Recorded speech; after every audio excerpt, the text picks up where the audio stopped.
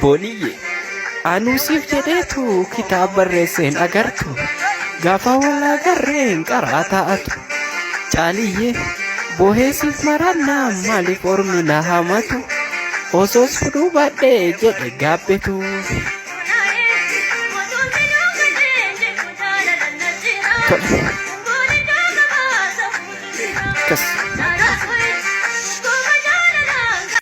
Shamarran sheerii olii goggootanii karaa jannataa karaa shamarroota shawaati waan inni jedhee fi ittiin mufatina ani jecha kana kallattii biraatiin hiikkadha nageeffadha. Jecha inni jedhe kana kallattiin ani ittiin hiikkadhu maal inni waan jaalala isiidhaa qabu jaalala isiidhaa ibsachuu isaati bakka jaalala qaburraa karaan jannataa karaa jaartii xiyyaati jechuun waan itti ulfaateef karaan jannataa karaa shamarra shawaati jedhe kana dabaafadha. Kana jechuun ammootiyyuu isin warra azaabaati karaan keessan karaa azaabaati jechuu miti. Nama hubadha namni yoo waa siigalee namni waa dubbatu kallattii ittiin hiikkatu qaba. An kallattii kamiin hiikkadhe jaalala isii qaburraa ibsataa jira. Jaalala qabaa fi jaalarraa kan ka'e kana dubbate kana dabaafadha. Rabbi jedha dhiisaa fi jara deemtanii azabina. Abdiyye iji jaalala ammeenya nagartuu jedha raayyaati waa dubbate beektaa?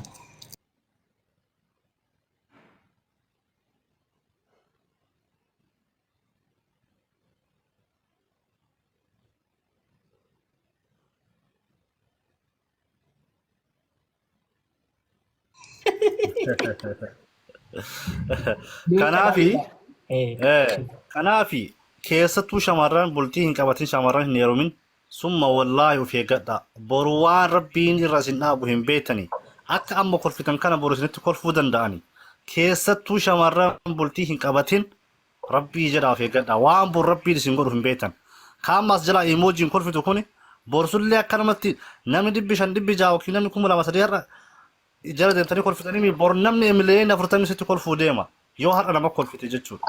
Dhugaa rabbii jedhaan. Kanaafi kanuma qofa takkitti dubbadha. Dhiisaa fi jaalaluma qaburraa kana dubbatee akkas jara deemtanii jedhinaani indoom garagalchii illikii isin gargaaraa yookaan ta'a ijoolleen ganda bira gargaaraati akka inni borookii galee saalfatee dhiifama isin gaafatu yoo jechuudha. Waan kana gargaara rakkina kana waan barbaadu kana godhaa fi tarumaan isin jedha. Assalaamu alaikum wa rahmatullahi wa barakatuh.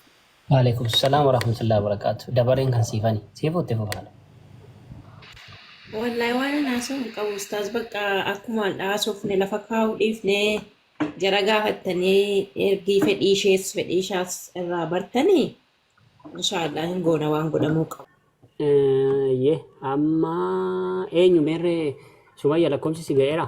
Kan koo kennee fiira isheen koodii na ergiti sirrii miti koodii yamanii miti. Koodii yamanii si taa'e moo? Laan hin beekaa nambarii isheetu sirrii miti malee kan koo ergee fiira koo aad gootee dhuftu kan kootini. Akka yaadichi kun goola bamee. Kana keessa jira bar nan guddisinaa. Gaafii duratti obboleettiin ta'e na gaafatteef ustaaziin. Eeywa gaafii chaarjii illee irratti dhumatu jira. Isa kana irratti mucayyoon yeroo ayyaanadha yeroo maalidha akka hundattuu iyyuu qarqaarsa haadhaaf abbaa gochuun dirqama. Haadhaaf abbaa yoo kiristaana ta'aniyyuu waan silaa tola itti ooluun barbaachisu guutuu iyyuu tola itti ooluun dirqama. Dirqama rabbiin nama rakkaa'e. Laakiin ammoo guyyaa isaan waan garagaraadhaa itti fakkeenya Maryamiidhaaf jedhanii Gabrieliif jedhanii wanna jedhan akka isaanitti qarqaaruun hin barbaachisuuni. Haa ta'u garuu akka qarqaarsaatti yeroon fatiraadhaa yeroo baay'ee jira. Mucayyoon haa qarqaartuuni. Achi boodaan abbaan barbaade jarri immoo amantii ofii keessatti waan godhatanii laakiin maqaa qarqaarsa saniitiin akka hin dhoofne malee. Fakkeenyaaf amma isaan Miikaa'eliif akkana goonaas kenni yoo jedhan sirrii miti. Maryamiif akkana goonaas kenni yoo jedhan sirriidhaa miti. Saniin ala ammoo akka qarqaarsaatti isa yoo barbaadan qarqaarsaaf jecha haa ergitu. Fakkeenyaaf amma achi dura dursitee fa'aa yeroo osoo isaan iyyuu hin gaafatin qarqaarsaa gootuufi kun karaa bal'aadha waan nama cinquudhaa miti kun. Egalee waan nama cinquudhaa miti. Yeroo maa osoo ayyaanni faan geenne akka qarqaarsaatti haa ergituufi achi boodaan ammoo isaan waan amantii ofii keessa jirutti achi boodaan yoo taasifatan waan isaaniiti. Laakiin yoo isaan Maryamiif akkana goonaas kee yoo jedhan ammoo sanitti himuun barbaachisa. Shari'aa kana dhoowwatanii amantii tura dhoowwatanii. Waan shirkii tokko irratti osoo argan akkasittiin qarqaaran laakiin akka qarqaarsa walii garaatitti yoo ta'e malee. Yee galatoomaa dhageeffataa jirti hanga xumura qophii keessanitti ka deebii kana dhageeffachuuf na bira jirti. Dhageeffattee jirti guddaa galatoomaa isiniin jenna Ustaaz Awwal akkasuma Ustaaz Ahmad Somayyaa fi siifan hundi keessan abdiyyee dabalatee guddaa galatoomaa yaada amma jettan kana lafa qabsiisa yeroo baay'ee akkaataa kanaan haasa'uun inuma jira garuu lafa qabsiisanii irratti hojjechuun dadhabina guddaatu mul'ata. Kana waanuma waliin beeynu akkaataa kanaan immoo deemuun yoo dadhabina amantaa kennaa calaqqisiisuu taate malee guddisuu natti hin fakkaatu. Keessumaa'uu yaada obboleessi kennaa abdiyyeen kaasee irratti ijoolleen amantaa kiristaanaa hordofan gara amantaa kennaa ni dhufu. Wanti isaan nurraa baratan maali? Wanti nuti isaaniif deeggarsa goonu maali? Ka jedhu irratti warroonnumti ishaadaa qabsiisan gaafas qabsiisanii dhabamuu irra caala kallattii isaan ittiin jiraatanis kaayuun barbaachisummaa guddaa qaba. Chaalenjii hedduu arginee jirra ijoollee amantaa kennaa dhufanii rakkatanii rakkoo keessa seenanii immoo gara amantaa sanitti deebi'uu deeman hedduus arginee jirra. Kun immootu akkasitti hin ta'anatti hin fakkaatu. Wanti amma abdiyyeen kaase kun ispeeshaalii kallattii furmaataa ta'a jedheetiin yaada. Isin Ustaaz Awwal waan kana sirritti irratti hojjechuu qabdanii. Keessumaa'uu miidiyaa kanarratti dhageettii guddaa qabda Ustaaz Ahmad. Atillee waan kanarratti sirritti hojjechuu rabbiif jecha akka hojjettu ni beekna. Haala kee aqlaaqa kee ni beekna. Jireenya kee caalaa jireenya amantaa kanaatiif akka jiraattu wal nama mormisiisu si argaatti jirra walitti dhiyeenyas qabna waan ta'eef jabaadhu rabbiin fayyaa si haa kennu umrii kee keessa rabbi barakaa si haa kaayu. Obboleessa kiyya qaalii wallaahi rabbiif jecha si jaaladha keessumaa fi Somayyaa. Hojiin isin hojjettan kan nuun adda taasisu sochii gaarii qabaachuu keessanii.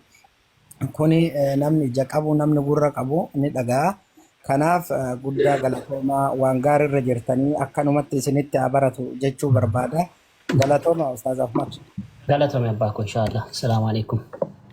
Ayye chaarjiin irratti dhaabachuuf deemaan illee yoo inshallah yoo booda akka tasaadha chaarjii fadheetiin seeni malee na rakkisuudhaaf deema.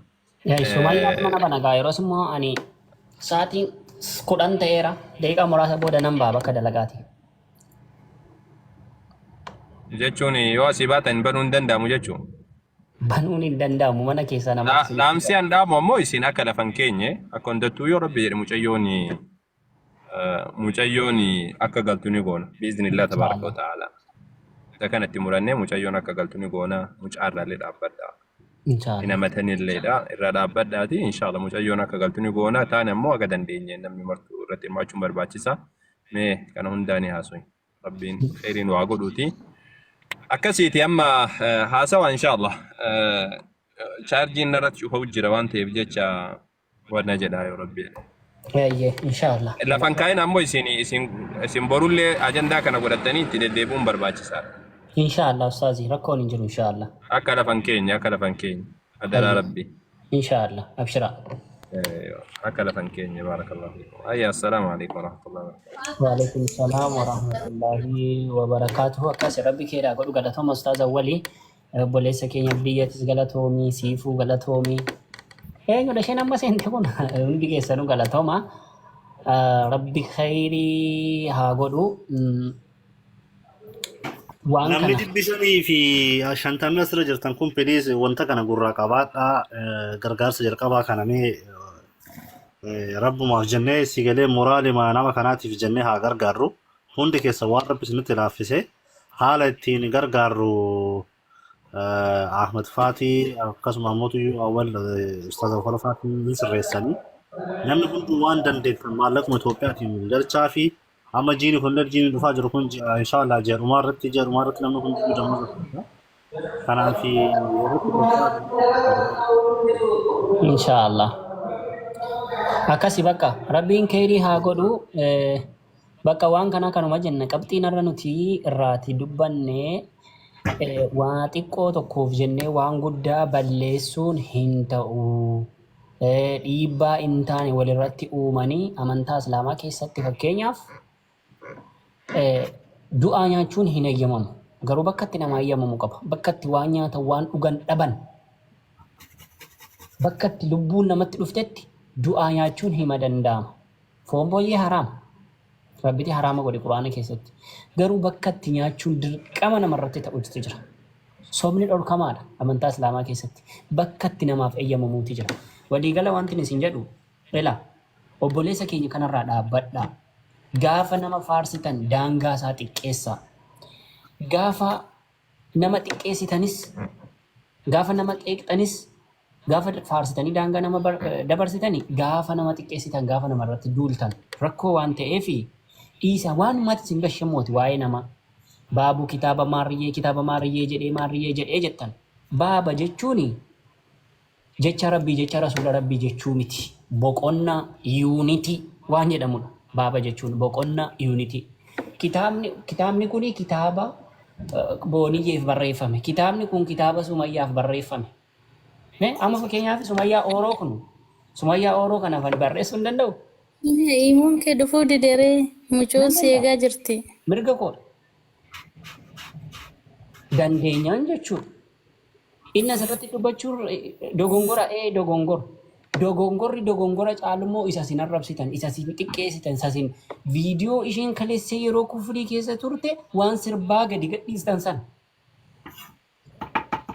Kana waan guddaa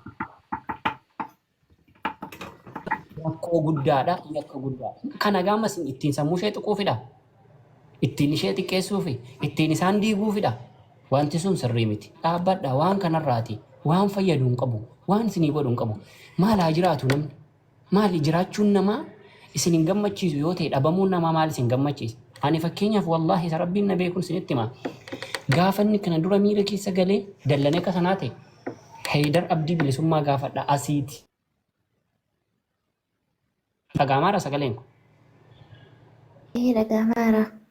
Haydar Abdii bilisummaatti bilbilee rabbii jedhiitii waan Muhammad Bayyaan ta'e rabbii jedhiitii dhaqiitii naa gaafadhu adara itti bilbiliitii naa gaafadhu jennaan Ustaaz Jamaal Aliyyii fa'aa eenyu fa'aatti bilbilee gaafadhee ammaaf alhamdulillah nagaasaa jira akkasidha na jedhe. Ani immoo gaafa sana galgala boorsaa galgala yoo xiqqaate isaatii tokko oliin duukaase bilbilee fi obboleessa kiyya akkas ta'uu qaba akkas godhi jedhee yaada kenneef. Ituu inni yaadan isaa kenne irratti arrabsee mucuqna godhe waan barbaade na jedheeti ani isatti hin qabamu namatti isa arrabse jala seene kunooti barana isin kuulleetiin arrabsitanii jecha jedhamuu hin qabne isheetiin hin jechisiisne amma immoo inni isheetiin faarsuu keessa darbee waan biraa jedhe jettanii qeeqaan jirtanii waan biraa jedhaan jirtanii dhiisaa. Waa'ee keessan mee yeroo badii namaa lakkootan yeroo hirrina namaa teessanii lakkootanii mee badii keessan ofitti ilaalaa isa badii keessan isa dukkanaan daattanii hojjettan isan dukkanaan daadhee hojjedhe isan nama dhoskee hojjedhe isan ituu namni na argu hojjedhe kan kooyyuu lakkaa'ee hin fixu maalti nagash yoo dandeessan gorsa isiniin dhaga'u taanaan dhiisa. Namni kafaruu danda'a gatii kufriisaa garuu rabbiin biratti argata gatiin kufriisaa miindaasaa jahannama. Namni nama arrabsuu danda'a gatiin arrabasaa ittiin argachuudha. Kanaaf rabbii keessan yoo rabbii isin uumeen sodaattu ta'e nama kanarraa dhaabbadha. Namni kun sababaa kana gaaga'ama hin taane keessa of seensiseennan wallaahi itti gaafatamtu. Namni komentii hin taane dhaqxee irratti barreessitu. Namni waan hin taane jettu. Dhiisaa bakka. Kana keessaa ba'a maal isin yaa Oromoo maal taatan? Akka nuun taanu kanan ta'a namni biraa. Gabaabaatti kanuma inshaallah daqiiqaa tokko Sumayyaaf hin kenna daqiiqaa tokko siifaniif hin kenna Abdiigeef daqiiqaa tokkoon kenna Sumayyaa ishee piroofaayilii koo qabduuf hin laadhu. Ayyee daqiiqaa tokko Sumayya itti fufi. Ani immoo ishee piroofaayilii kee qabduuf carraa laadheera bakka koo dubbadhu Sumayyaa. Hin dubbattu isheen otoo itti dubbatte. Ishee dubbachiisi yookaan daqiiqaa tokkoof ishee faarsi. Ishee keessaan ishee faarsan ayyee tole. Akka nuti dhageenyutti yalla. Miidiyaa irratti hin faarsu. Yalla bareedduu ta'us kutii ta'uu dinqaa yalla. Dubartii shawaa fuudhuun akkanumaan si fakkaate osoo faarsi. Karaa jannata akka taate wallaalte. Daqiiqaa kee tokko fixuu geesseetta. Fixuu geesseetta daqiiqaa tokko. Itti fufi sumee. Laalaa galatooma yaadan qabu wallaahi shukran Ahmad yaada bareedduudha.